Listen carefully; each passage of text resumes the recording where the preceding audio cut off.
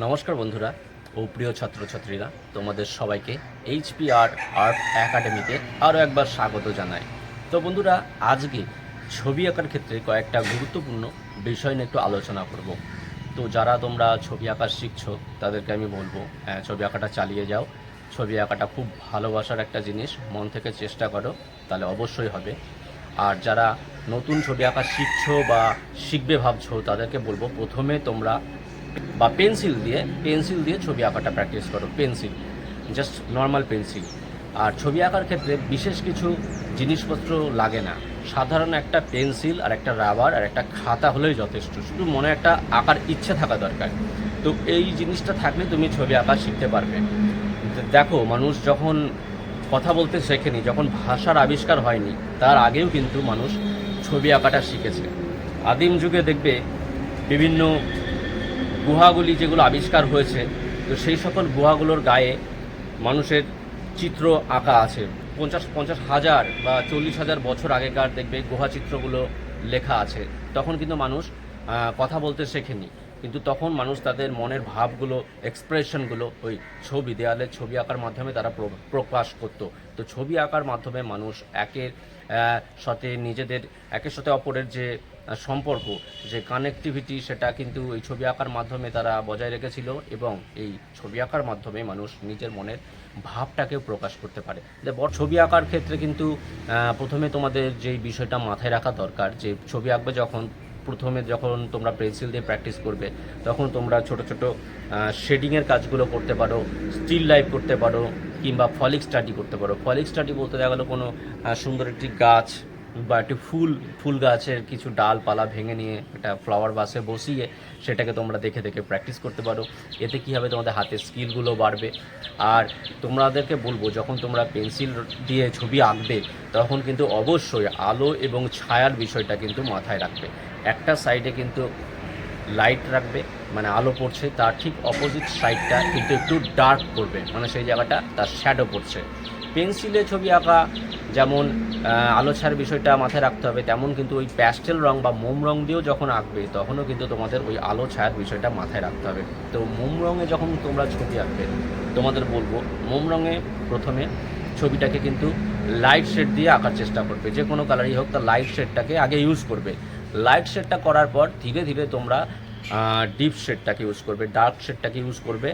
এবং প্যাস্টেল রং করার সময় বলবো পরিষ্কার পরিচ্ছন্ন করে করবে। যে তোমার হাতের আঙুলটার দিকে কিন্তু খেয়াল রাখবে।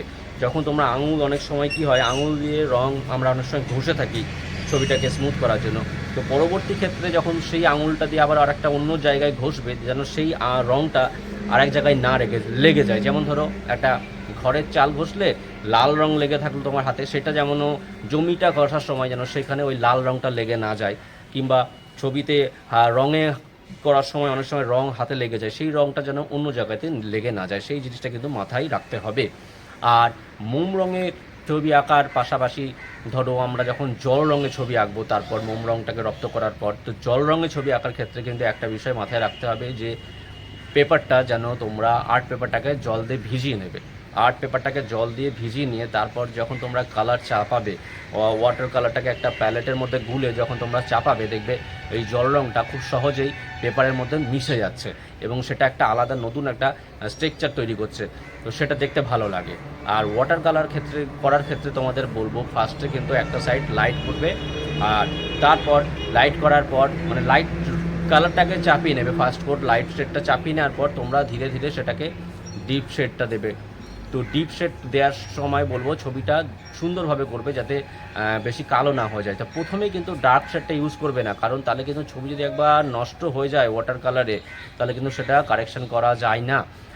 এই সুবিধাটা অ্যাক্রিলিক বা অয়েল কালারের ক্ষেত্রে বা তেল রঙের ক্ষেত্রে কিন্তু এই সুবিধাটা আছে। তেল রং বা অ্যাক্রিলিক কালার যদিও কখনো খারাপ হয়ে যায়, তো সেটাকে কিন্তু কারেকশন করা যায়, কিন্তু ওয়াটার কালারে কিন্তু সেই সুবিধাটা নেই। আর যারা অয়েল কালার বা অ্যাক্রিলিক কালার করছো, সেটা তো মানে একটু পরের বিষয়, যাই হোক, সেটাও তোমরা যখন করবে খুব সুন্দরভাবে ওই একই পদ্ধতিতে করবে। এবং সেটা আমি পরে বলবো, কিন্তু তোমাদের ফার্স্টে বলবো যেটা প্যাস্টেল কালার এবং পেন্সিল দিয়ে ভালো করে একবার ছবিটা প্র্যাকটিস করো, নিজের স্কিলটাকে বাড়াও। এবং প্রত্যেক সপ্তাহে অন্তত 2 দিন করে ছবি আঁকো। তবে হ্যাঁ, আমি তোমাদের অবশ্যই বলবো আগে কিন্তু পড়াশোনাটা তোমরা আগে ভালোভাবে করো। যারা স্কুলে বা কলেজে পড়ছো তাদেরকে বলবো আগে পড়াশোনাটা কিন্তু ভালো করে গুরুত্বপূর্ণভাবে মানে মন দিয়ে তোমরা এই পড়াটাকে আগে করো।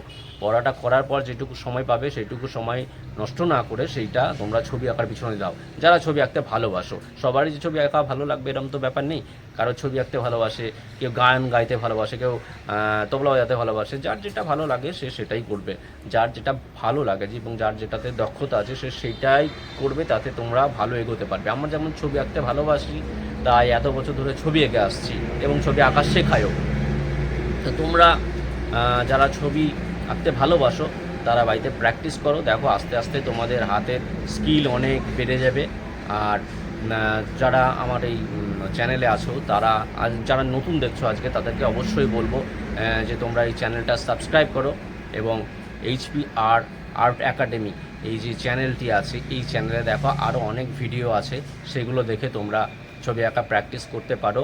এবং ভিডিওগুলো ভালো লাগলে অবশ্যই একটি লাইক করো। আর যারা এই ছবি আঁকার ভিডিওগুলো দেখে যদি কিছু কমেন্ট করতে চাও বা কিছু জানতে চাও তাহলে অবশ্যই সেটা কমেন্ট করতে পারো। তো যাই হোক, ভালো থেকো, সুস্থ থেকো এবং এই HPR আর্ট একাডেমি চ্যানেলটা দেখতে থাকো। আর তোমাদের সবাইকে আগে আরেকবার বলে দিই হ্যাপি হোলি। যাই হোক, ভালো থেকো, ভিডিওটা এখানেই শেষ করছি।